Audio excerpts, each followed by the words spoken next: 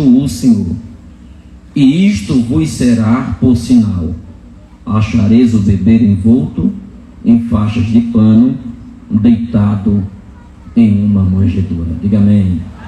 Muito bem, meus irmãos, o capítulo 2 do Evangelho de Lucas é um capítulo que faz uma narrativa bíblica sobre o nascimento de Jesus. Da mesma forma que o anjo, ele aparece para Isabel, a esposa de Zacarias, dizendo para Zacarias como seria o nascimento de João Batista, assim o anjo também apareceu para Maria, e após Maria ficar grávida, já aos seus 9 meses, no ato do nascimento de Jesus, esses anjos chegam para os pastores, dizendo que Jesus nasceu. E o verso de número 12 é o momento que o anjo ele diz que eles deveriam ir para a cidade de Belém, a capital de Judá, porque lá ele iria encontrar um menino envolto por faixas de pano sobre uma manjedoura. E o versículo 12 é o exato momento que os anjos diz que isto vos será por sinal. E quando eu olho esse texto bíblico, eu percebo que em toda a narrativa bíblica, o nascimento de Jesus sempre foi apresentado sinais. Deus, ele foi um ser muito cuidadoso, para muito antes de seu filho nascer na cidade de Belém, ele deu sinais para que a humanidade ficasse ciente sobre o nascimento do seu filho.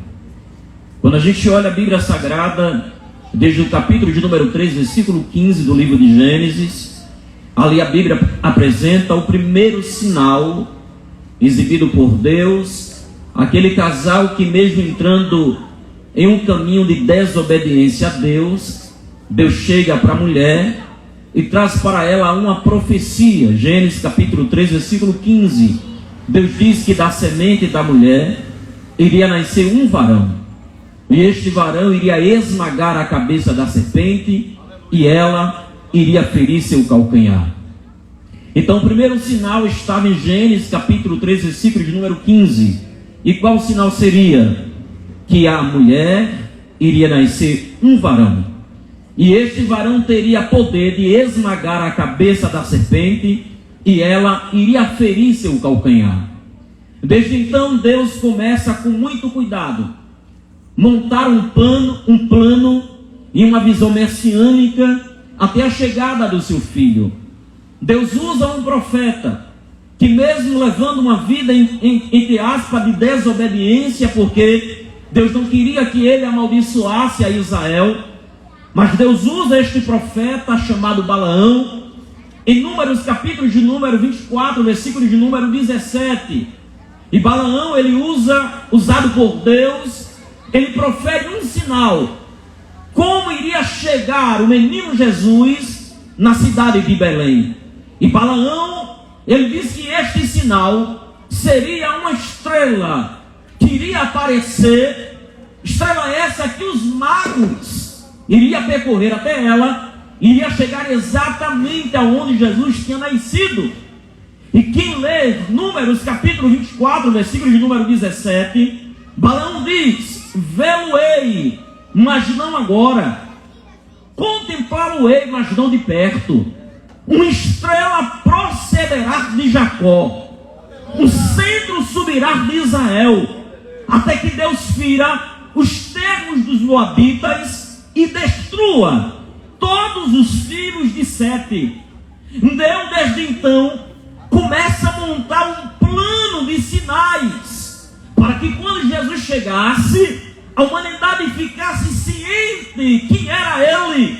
Desde então, Deus usa pela sua vez o profeta Isaías, por volta do ano 740 a.C., segundo o capítulo de número 7 do livro de Isaías, e o verso de número 14, Isaías profetizando na época ao rei Acais, que estava lutando contra Rezim e Peca, o filho de Remalias, que formaram aliança com o plano de destruir Judá. Mas Deus usa Isaías juntamente com seu filho chamado Sear-Jazube, na porta do cativeiro, na porta do viveiro, melhor dizendo, Deus usa Isaías dizendo que uma virgem iria conceber e daria à luz a um filho, e o seu nome seria chamado Emanuel, e isto seria dado por Deus como um sinal. Perceba aqui, Deus está dizendo que quando seu filho nascesse de uma mulher, seria um varão,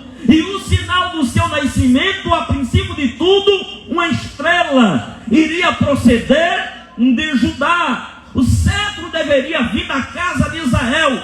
Isaías, no ano 740 de Cristo, ele diz: o sinal de Deus, ele vai vir de uma virgem. Isaías começa a montar e dizer que pelo menos as virtudes deste Messias, segundo o capítulo de número 9, versículo de número 6, ele diz que este Messias, no ato do seu nascimento, ele levaria algumas virtudes messiânicas, e ele seria maravilhoso, conselheiro, Deus forte, Pai da eternidade e príncipe da paz. Contemporâneo do profeta Isaías, Deus usa também um profeta chamado Miqueias para trazer sinais da chegada de Jesus. E que lê Miqueias, capítulo de número 5, versículo 2, Miqueias diz exatamente aonde Jesus iria nascer. Miqueias capítulo 5, versículo 2, Miqueias diz: em tu, Belém Efrata, posto por pequena entre as milhares de Judá, mas de ti nascerá aquele que será Senhor, de cujas suas origens são escritas desde o tempo da antiguidade. Perceba que Deus, com seu cuidado, com seu zelo, ele diz: ele vai vir de uma mulher, será um varão. Deus diz pela boca de Balaão, antes dele chegar, é preciso aparecer uma estrela. Deus usa Isaías, um sinal de Deus, ele vai vir de uma virgem. Ele usa Miqueias, ele vai nascer na cidade de Belém, capital de Judá. Deus é um Deus detalhista, mas quando Jesus nasceu, aparecem anjos perante pastores e diz: não temais, porque eu vos trago novas de grande alegria, porque hoje na cidade de Davi nasceu aquele que será chamado Senhor.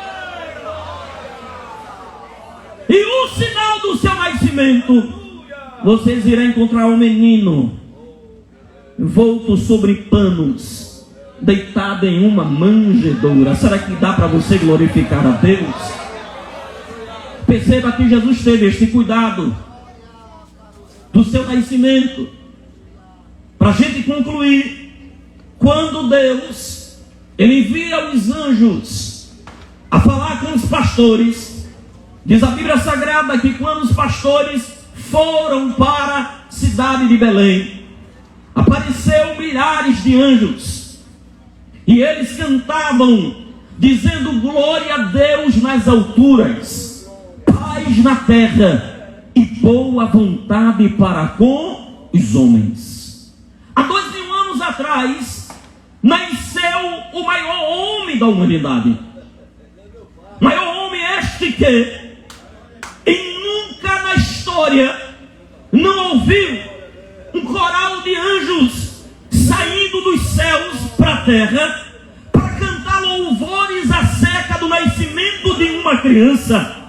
Mesmo no nascimento dos grandes faraós, mesmo no nascimento dos grandes homens da terra, como Gengis Khan, Alexandre o Grande, como um homem que conseguiu influenciar multidões, chamado Robert Smith Baden-Powell. Mas como esses homens nasceram, não apareceu o coral de anjos. Mas quando Jesus nasceu na cidade de Belém, capital de Judá, um coral de anjos apareceram e disseram: louvai a Deus nas alturas, paz na terra, boa vontade para com os homens, porque hoje nasceu aquele que será chamado Senhor. A razão de nós estamos aqui é porque há 2000 anos atrás este menino nasceu, e quando ele iniciou seu ministério, aos 30 anos de idade, foi com o objetivo de levar um grupo para poder propagar o Evangelho após a sua ascensão aos céus.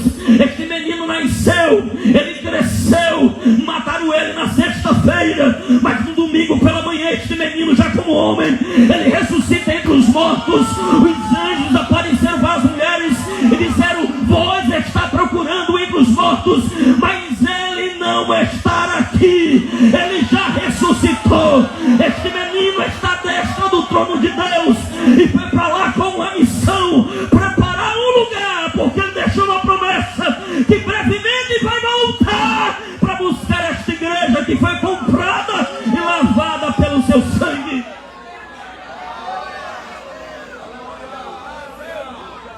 Se este menino não nascesse, nós não estaríamos aqui. Embora que hoje, de uma forma tão coloquial, eu quero colocar as minhas palavras, o mundo comemora o dia do nascimento de Jesus sem o seu aniversariante, porque o simbolismo que prevalece, quem é? A árvore natalina, o pinheiro, o Papai Noel. Olha só, eles comemoram um Jesus sem ele estar presente na sua festa, porque o símbolo que predomina, que prevalece, é o velhinho Papai Noel. Mas esta igreja está aqui nas ruas para dizer que o motivo desta igreja louvar é porque Jesus, há 2000 anos atrás, ele nasceu, ele morreu, ao terceiro dia ressuscitou e brevemente vai voltar para buscar esta igreja. Estamos aqui porque nós louvamos o verdadeiro significado do Natal, e este Natal representa Jesus de Nazaré, aquele que morreu e aquele que continua vivo em nossos corações, porque ele vive para todo sempre. Que você possa colocar esta palavra no seu coração, porque o Jesus que você serve, ele está vivo, ele vive para todo sempre. Que Deus abençoe, que Deus cuide do seu povo. Louvo a Deus e agradeço toda a confiança no nosso pastor João Martins. Mas coloque esta palavra no seu coração: Jesus, ele está vivo. Será que daria para você dizer: Jesus está vivo? Porque para o mundo ele está morto, porque o que prevalece não é o pinheiro natalino, é o velhinho Papai Noel, mas Jesus, ele está vivo. Aleluia. Deus abençoe.